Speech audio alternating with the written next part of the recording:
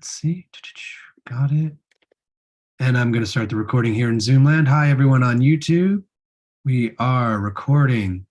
Okay, welcome everyone to this week's Water, Wetlands, and Watersheds seminar. I've got a little cold, so excuse me.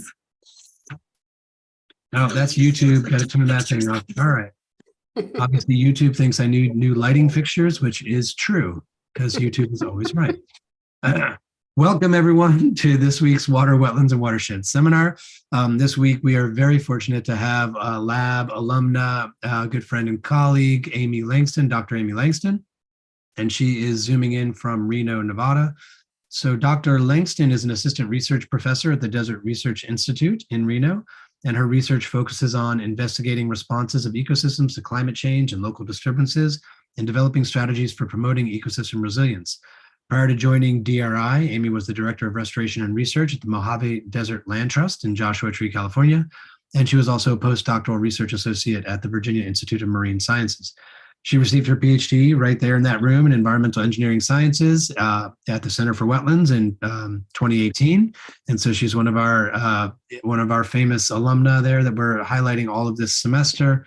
And she also has two dogs and starts but rarely finishes craft projects. So I don't know if either of those personal little tidbits are going to make it into your presentation, but either way, Dr. Langston, the floor is yours, and thank you for joining us today. And thank you so much. Thanks for that introduction. Hi, everyone. I'm going to share my screen, but I just want to say it's nice to be with you, even virtually today. Glad to get to participate in the Wetland Seminar Series this semester. So here we go. Let's start this. All right. So hopefully you can all see my screen. Looks perfect. Yeah. Okay. Excellent.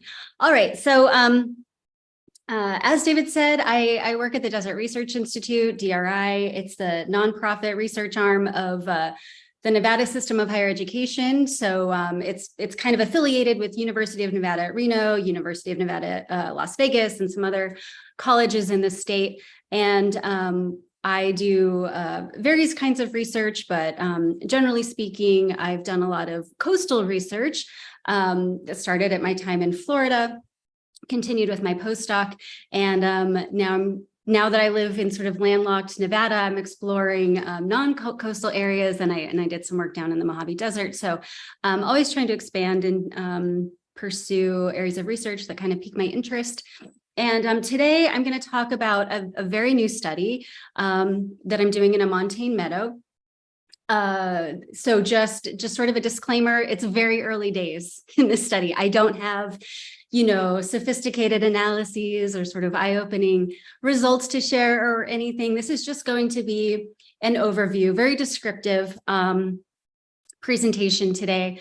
I had a couple options when I was thinking about what to share with you all that were related to wetlands research. And my other option was talking about coastal forest retreat along the mid-Atlantic coast. I just finished up a project there of a paper in review, and that would have been really easy. But some of you in the room have heard me talk about coastal forest retreat a fair amount from my time in Florida, and I thought you might like to hear about something different, and I might like to talk about something different. So we're going to take a chance here and talk about a new system, and maybe Montane Meadows is a type of system that hasn't gotten a lot of coverage in the Wetland Seminar Series. So maybe it'll be interesting and informative for everyone, and just know that we are in the very, very early stages of this project.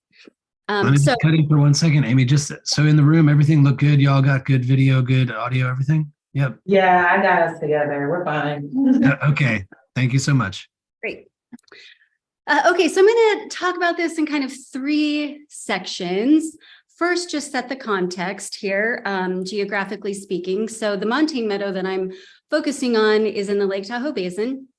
So let's start with Lake Tahoe. That's a landmark that even if you haven't been there, you've most likely heard of it. It's pretty famous and important landmark. So let me see if I can minimize that. There we go. Okay. So Lake Tahoe is known for having, crystal clear blue water. It's called the Jewel of the Sierra. The Lake Tahoe Basin is in the Sierra Nevada mountain range, and Lake Tahoe borders the eastern boundary of California and western boundary of Nevada, kind of in the middle of the states, both states. And it formed 2 to 3 million years ago as a result of uplift, glaciation, and erosion. And it's one of the largest freshwater lakes in North America. It's about 500 square kilometers. Elevation of the Lake Tahoe Basin ranges from just over 6,000 feet to almost 11,000 feet. So good elevation range, really getting up there. Whoops, why is that letting me advance? There we go. What do I want to say about this? Also, just that this area, is really popular, of course, for outdoor recreation and tourism. And there's a lot of overlap in jurisdiction in terms of managing the natural resources around Lake Tahoe. A lot of it is U.S. Forest Service land, but then there are also a number of state agencies in California and at least one state agency in Nevada that also contribute to managing the region. So there's kind of this, I don't know what you would call it, this collection of agencies all engaged in maintaining, preserving, conserving natural resources of the Lake Tahoe Basin. And there's a lot of emphasis on maintaining and promoting the water quality of Lake Tahoe. And so I mention that because my little research study that I'm talking about is sort of related to that, or at least the funding for my study is related to promoting water quality in Lake Tahoe. So I want to call that out. Also, I will say that it's the second deepest lake in North America. And I think the deepest lake is Crater Lake in Oregon. There are 63 streams that feed into Lake Tahoe, and then a lot of water comes from precipitation and, of course, snowmelt.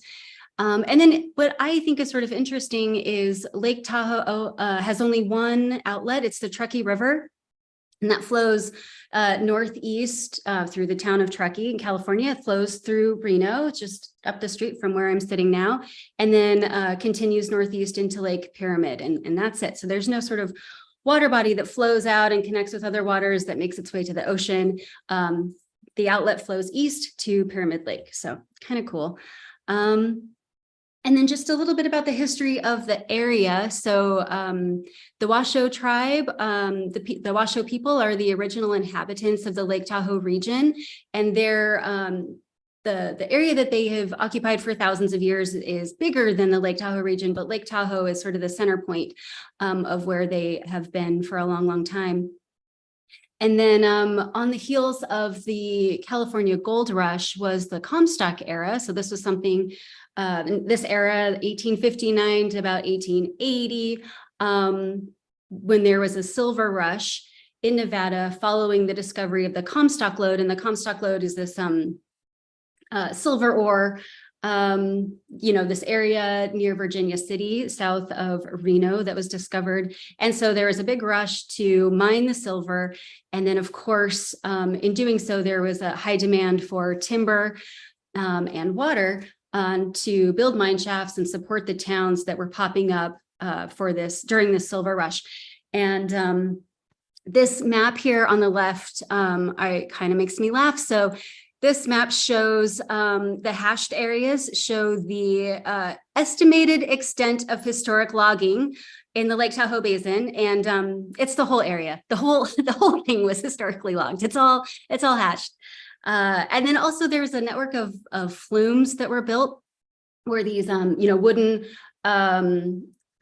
channels, waterways, chutes for water flow and to transport logs from the timber harvesting that was happening in the basin and sent down elevation into the mining towns in and around Virginia City. And so the effects of those activities are still, we still kind of feel those effects today. Had quite the impact on the natural environment, both on water quality and, of course, the vegetation.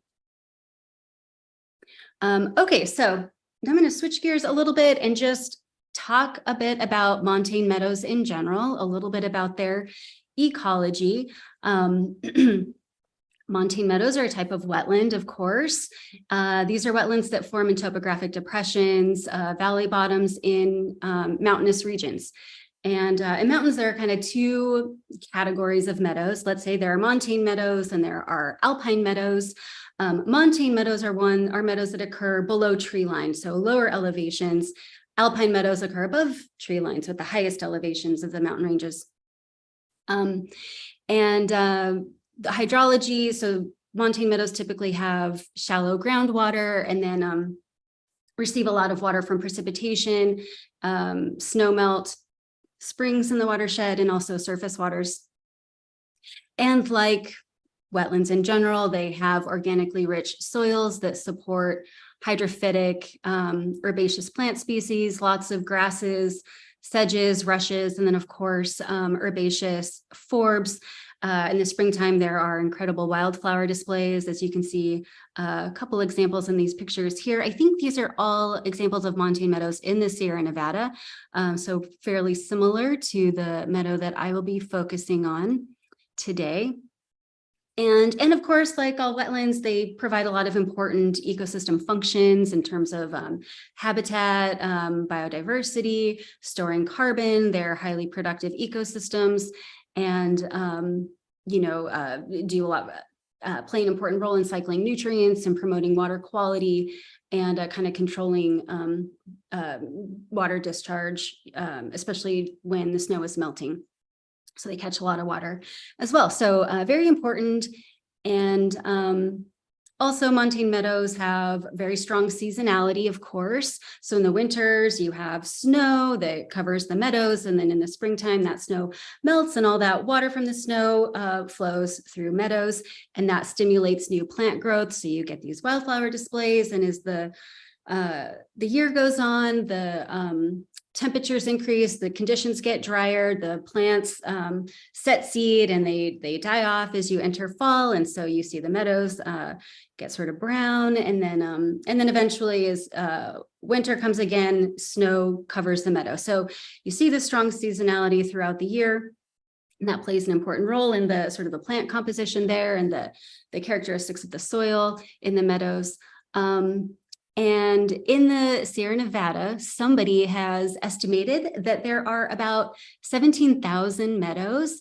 I'm guessing that most of those are montane meadows. And that covers about 78,000 hectares of land, which might seem like a lot, like that's a pretty big area, but that's really only 0.01% of the land cover of the Sierra Nevada. So again, like wetlands in general, they cover a very small area and have sort of outsized benefits to the surrounding area. So very important. And then of course, with that, they are also sensitive to disturbances, vulnerable to changing environmental conditions. And that includes land use, things like grazing, logging, mining, like I mentioned with the Comstock Era that had pretty significant effects on the hydrology of the region and certainly affected meadows in the region.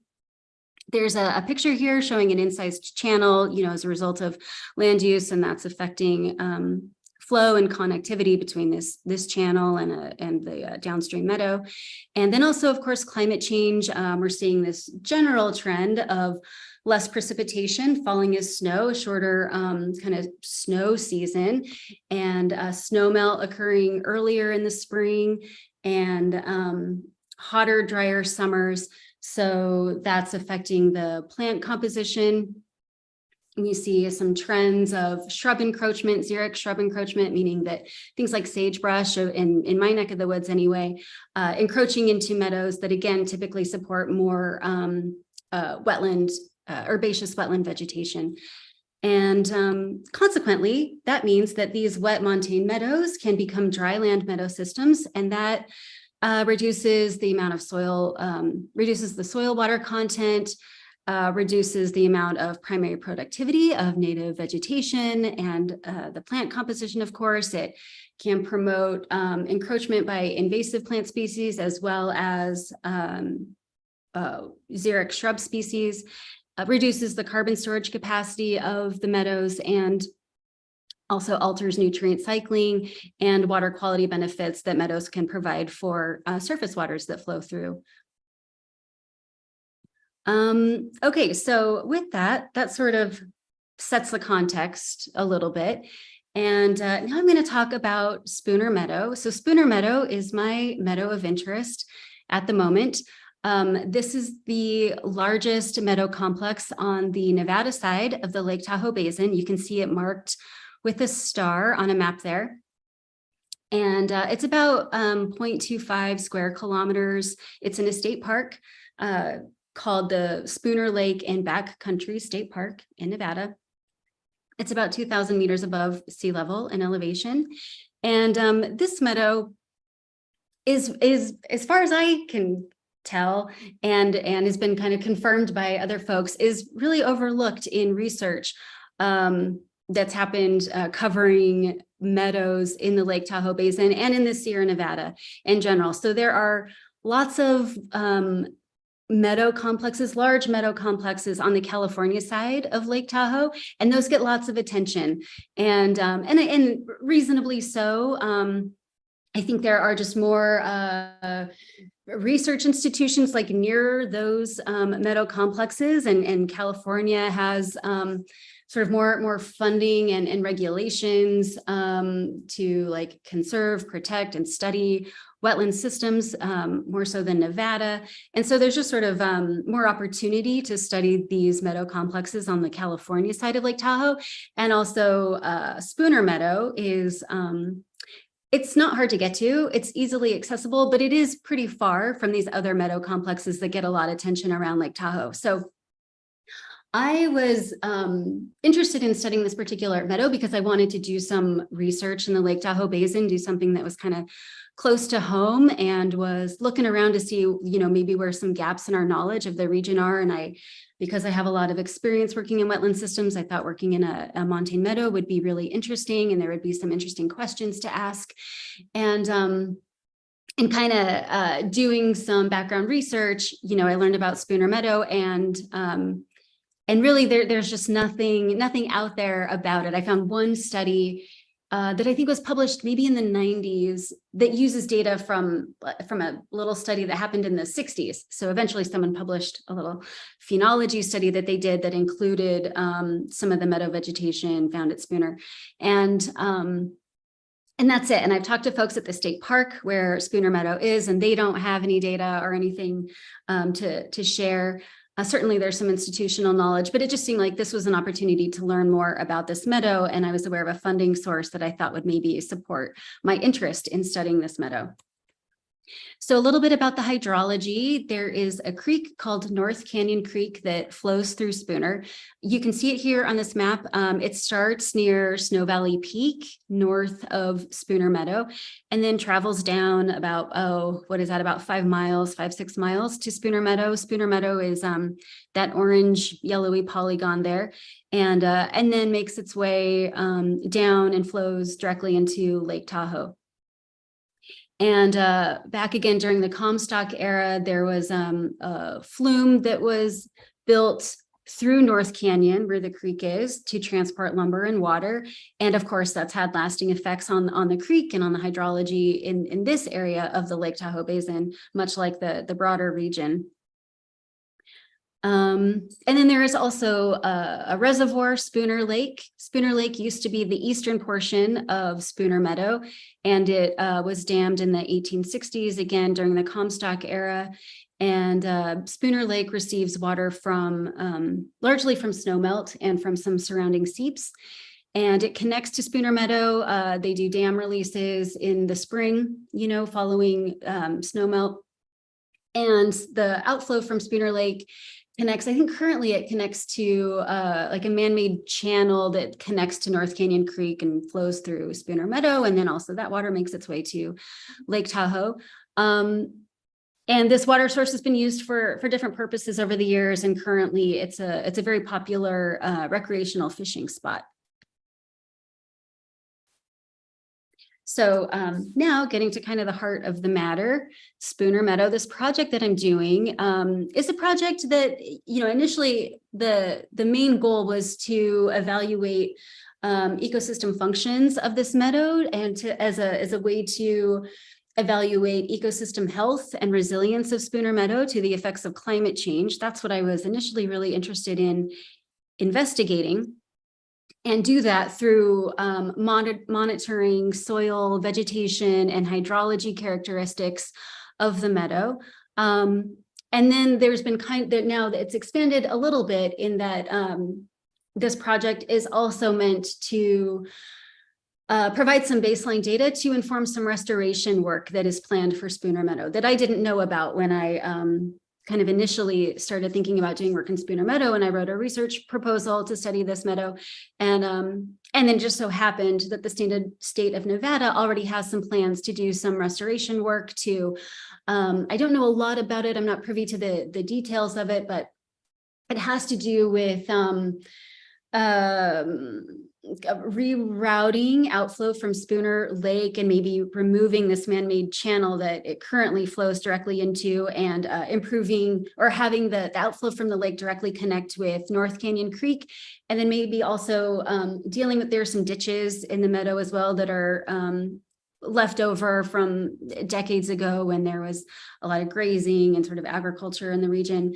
And then I think also some maintenance work to deal with some erosion along this road / trail between the lake and the meadow. So unbeknownst to me, the state of Nevada has had some money set aside to do some restoration work to improve the hydrology at Spooner Meadow in the next couple years or so, next 2 or 3 years, but they don't have any baseline data. So the timing just worked out that I want to collect some data about Spooner Meadow. And so the data that we're collecting through this monitoring effort is going to inform restoration activities that are planned here, provide some baseline conditions, and will also help the state of Nevada kind of develop some performance criteria post-restoration.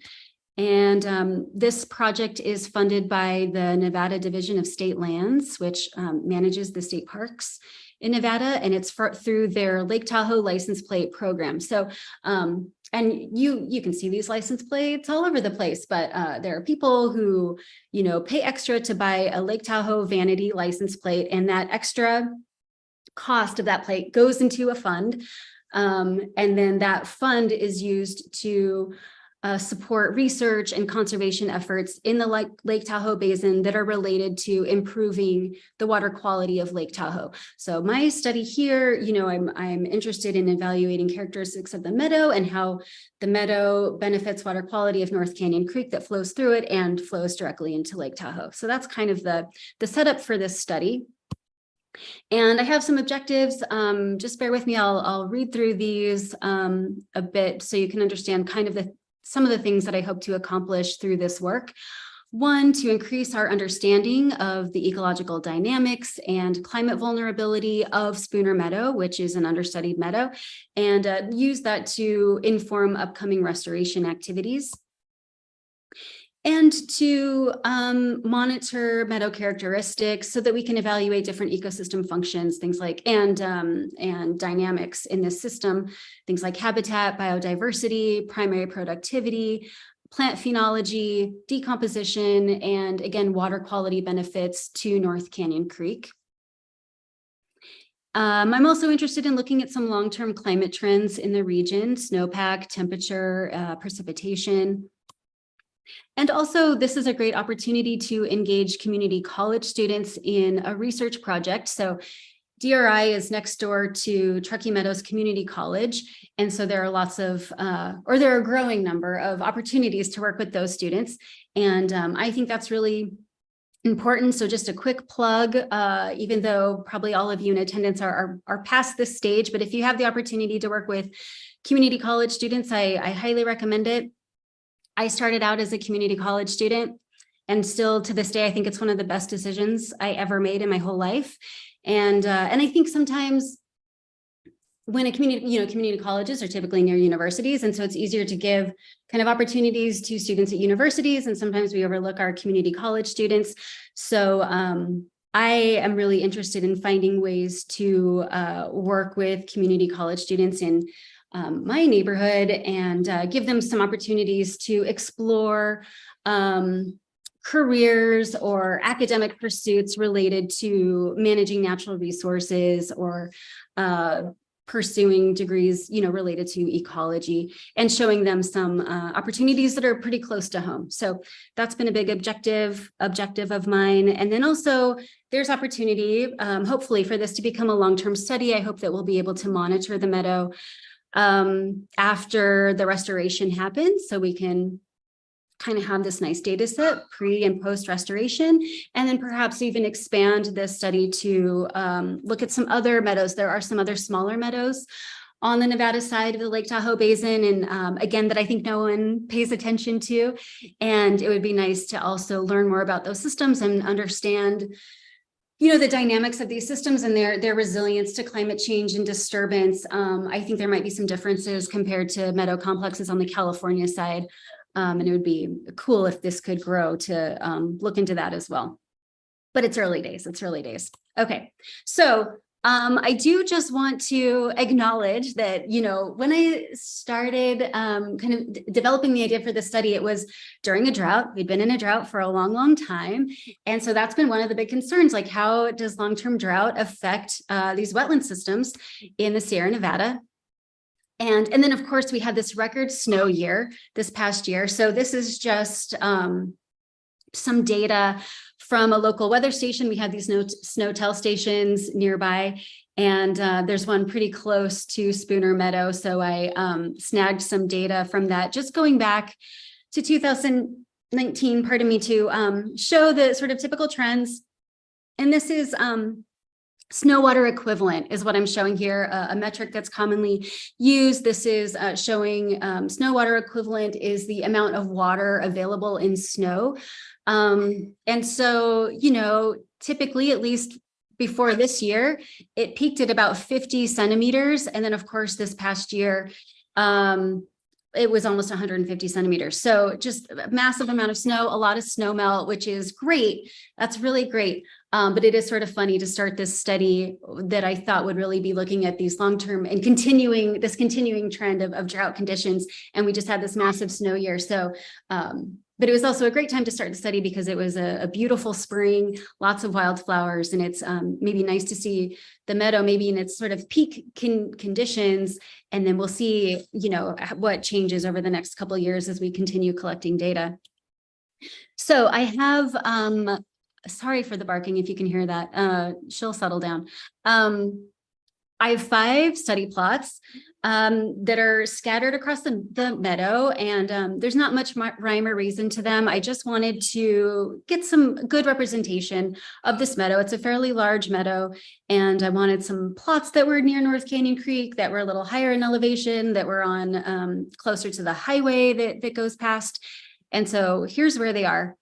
And each plot is 500 square meters. At the center of each plot is a soil sensor with a data logger attached. That soil sensor is monitoring soil moisture and soil temperature. And the soil sensors are go to depths of 45 centimeters and collect data along the length of that, along that whole depth range.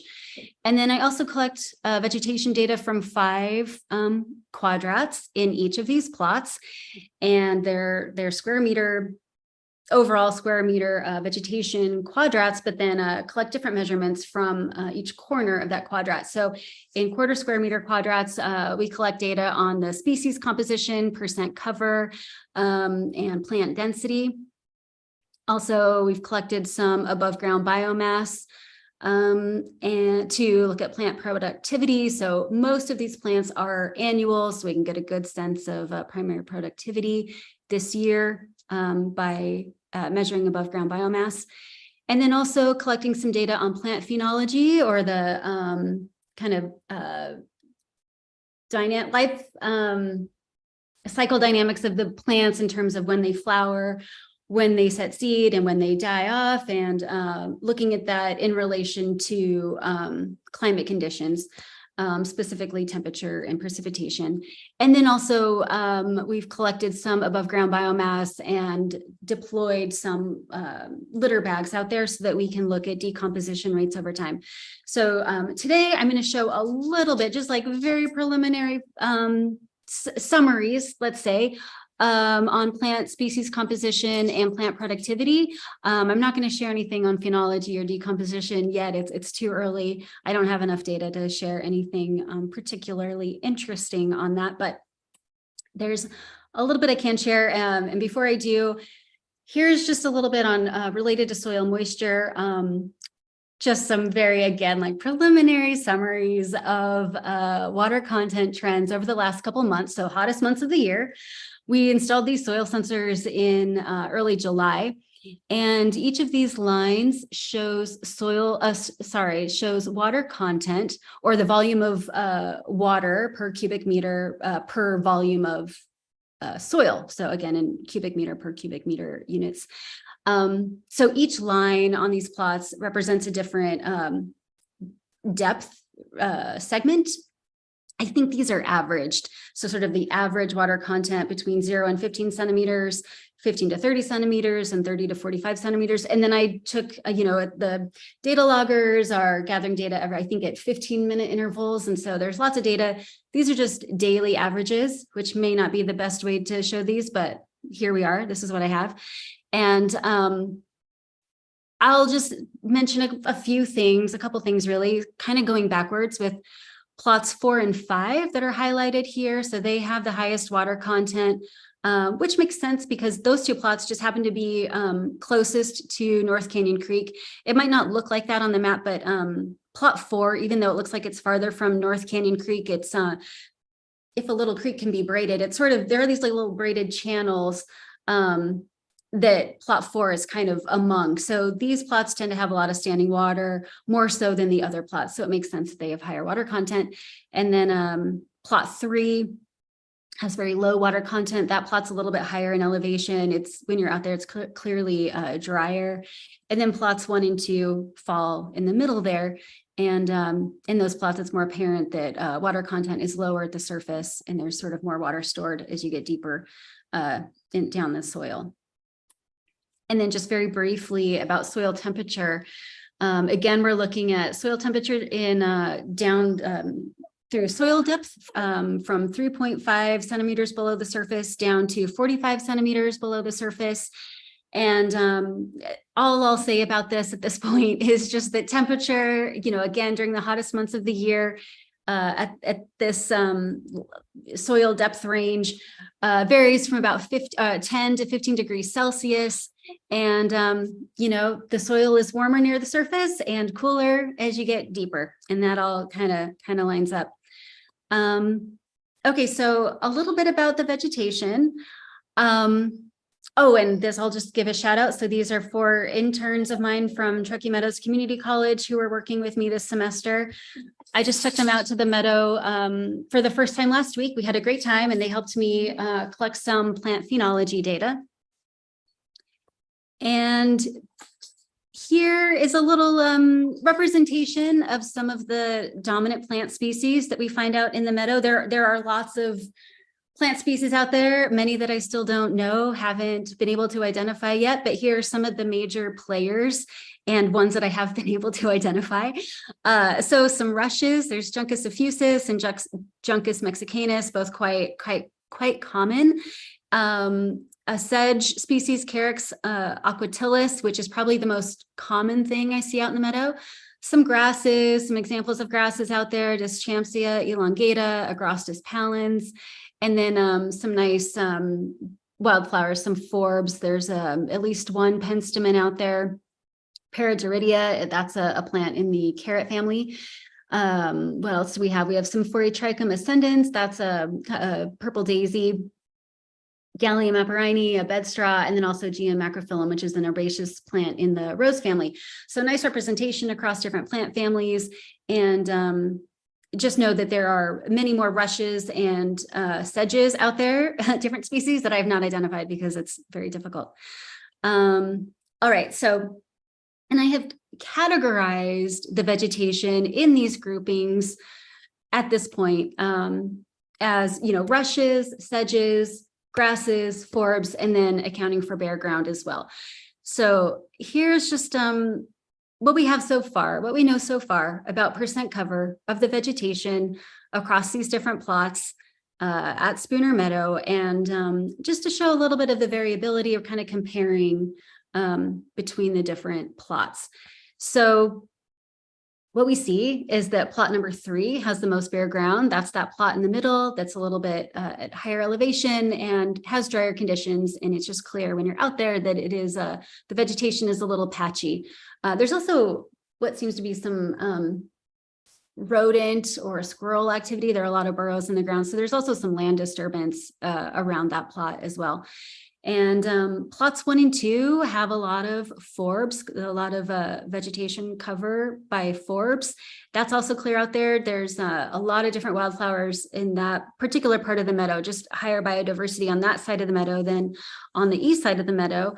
Plots 4 and 5 had a lot of coverage, vegetation cover by sedges that do well in kind of standing water. Again, that part of the meadow seems to be flooded for a longer duration, and then rushes found at most of the plots as well. And then very similarly, looking at plant density, which we did by trying to count individual plants, but that's challenging when you have a lot of grass-like plants. So, and it's hard to know if you're counting an individual or, just a stem. So it's kind of, these are estimates, obviously rough estimates, but of plant density. And we see a similar theme. Plots 1 and 2, higher density of forbs. Plot 3, high density of rushes, and that's really due to one species, Juncus mexicanus, which is a species that grows well in wetlands and in non-wetlands. So there's a lot of it at these the kind of higher elevations of the meadow. And then plots 4 and 5, again, higher density of sedge species compared to the other plots. And lastly, a little bit about above ground biomass. I don't have a lot to say about this at this point, other than in general, above ground biomass ranges between about 400 to 500 grams per square meter, a little lower at plot 3, again, where the vegetation is less dense and also shorter. There are some grasses out there that are pretty short compared to the taller, at least on me, kind of like knee or thigh high grasses and sedges and rushes that grow out there. So, but overall, not huge variation in above ground biomass across these plots at this stage. And so some next steps. So we have some vegetation data, we're gathering some soil data. There are more things that we're going to be learning out there. So what do we do with that? What does that mean? I don't know. We don't have anything to compare it to at this point in time, right? So is that species composition, the collection of plants that we're seeing out there, is that representative of a healthy meadow? How does that compare to other meadows in the Sierra Nevada? Above ground biomass, is that a lot of biomass? Is that not a lot of biomass? So next steps are to compare some of these characteristics to other Sierra Nevada montane meadows using the literature and kind of seeing where Spooner Meadow falls in that to get a better sense of its relative health. And we just collected our first round of litter bags, so we'll be measuring that over the coming months. And the group of interns working with me are actually going to be focusing on looking at some shrub encroachment. There's sagebrush encroaching into part of the meadow, and I'm curious to know if that's been a long-term trend or if the rate of that encroachment is changing, and just sort of how has the structure surrounding the meadow changed over the decades. And then also we'll be using some regional climate data to look at temperature, precipitation, snowpack, things like that. There's some data going back to the 1970s that we can use. We'll be monitoring the water quality of North Canyon Creek. That's something that I should have started already, but we've run into some hiccups with the water quality meter not working because it's one that I borrow from someone who inherited it from a retired professor. So as these things go, just have a piece of equipment that is not working properly. And so we're on hold with that, but soon we'll be monitoring water quality of the creek. And then also looking at kind of some big picture net primary productivity and phenology trends in recent decades using remote sensing. There's some resources available we can use through Google Earth Engine that will help us learn some more about that so we can expand beyond this kind of snapshot data that we're gathering currently through the field work. And with that, I will just, I'd like to acknowledge again, Nevada Division of State Lands Lake Tahoe License Plate Program for funding this project, Spooner Lake and Backcountry State Park for granting us access and being very accommodating. Also, the DRI Research Immersion Internship Program. So I received some internal funding from DRI to pay these community college students, Cynthia, Ryan, Lizzie, and Grant, who are working with me this semester. And then also my research assistant, Abby, who's a senior, a forestry student at UNR, who's been a great help. And that's it. So I am happy to take any questions in the time we have left. I'm not an expert on this yet, but maybe there'll be a little discussion, and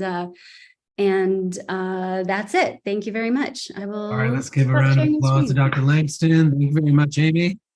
Yeah. All right, so you guys in the classroom there know I'm going to be looking at you. I'll give you like a 30-second break to think of your question while I'm sure Dr. Clark has one. I'll ask one first. So Amy, so Sure. let me unpin here.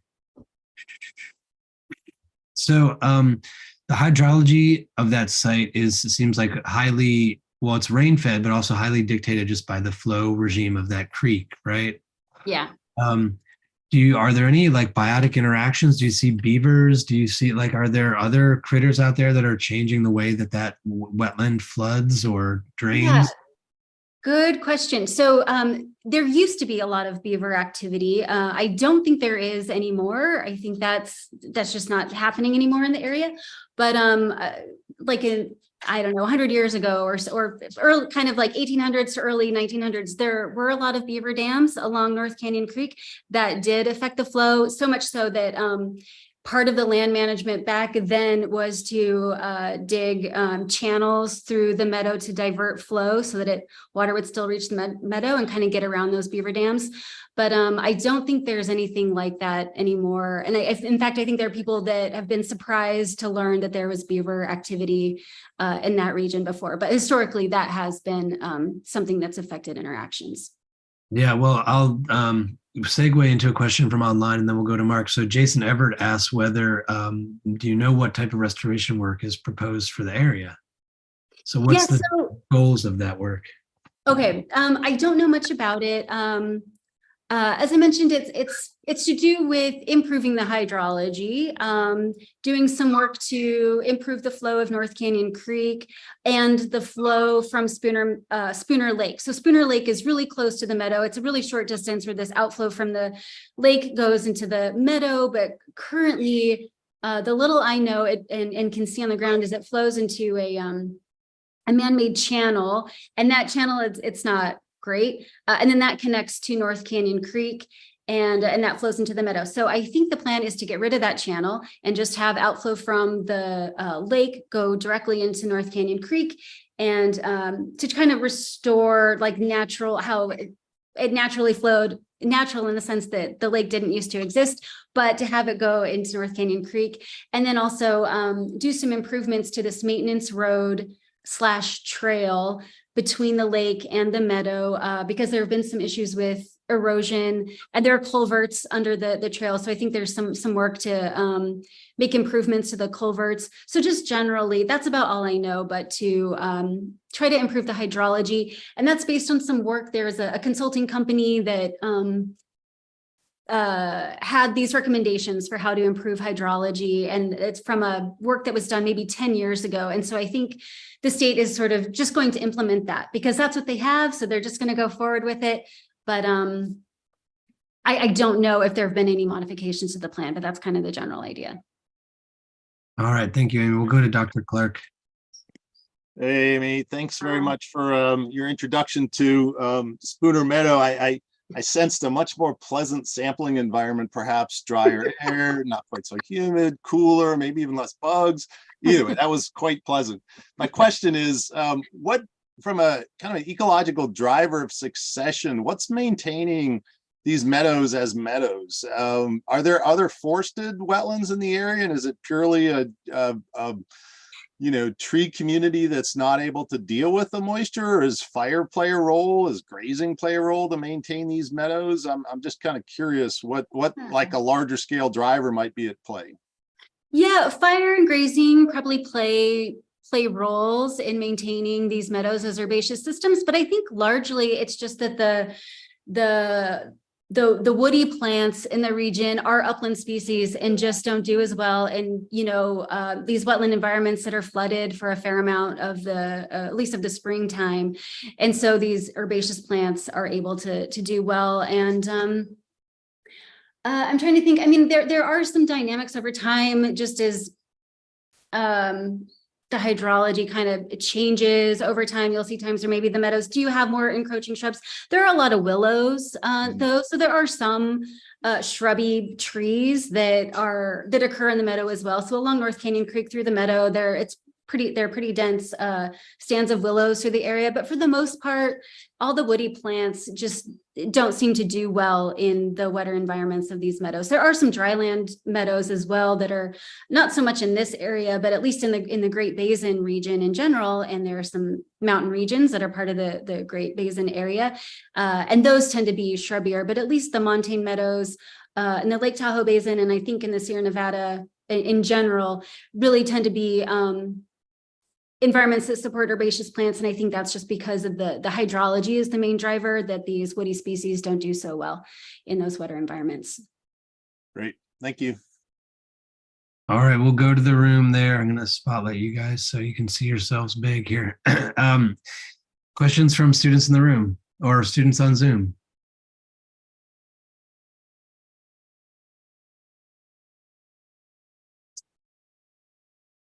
I don't have a question, but do you mind going back to the slide with the consequences on it? Sure. Thank you.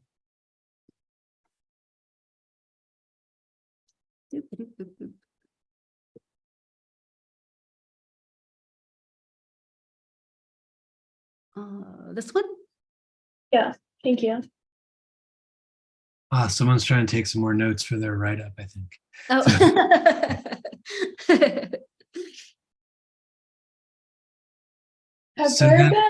Go ahead, Hannah.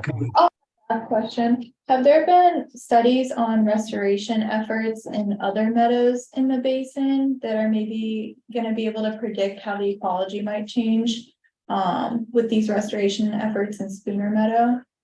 Yes, definitely. There have been some restoration studies, and there have been some successful restoration projects. I think on the California side of the Lake Tahoe Basin, so not too far away. I'm not so familiar with those yet, and a lot of those studies are done by, a lot of those efforts are done by